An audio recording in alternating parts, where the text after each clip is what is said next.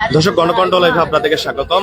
এই মুহূর্তে আমরা আছি 300 ফিটে অলরেডি প্রস্তুত হয়ে গেছে তারেক রহমানের সেই মঞ্চ, যেটি বাংলাদেশের মানুষ বিএনপি তথা তারেক রহমানের স্বদেশ প্রত্যাবর্তন নিয়ে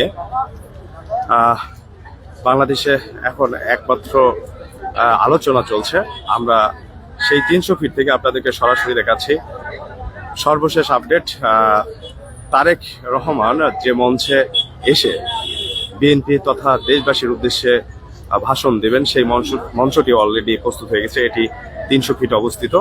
বলে রাখি, 2008 সালে তারেক রহমান 111 সরকারের সময় গ্রেপ্তার হন এবং তারপর তিনি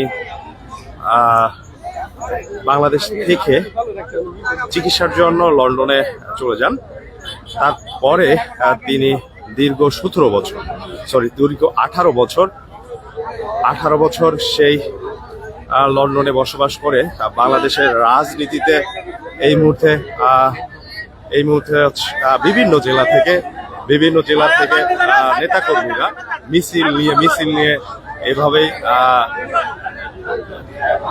300 ফিটে সেই স্বদেশ প্রবর্তনের মঞ্চে অবস্থান করছেন। বগুড়া জেলা শাখা আরাফাত রহমান কোকো সংস্কৃতি সংঘ নেতাকর্মীরা এই মুহূর্তে অবস্থান করছেন।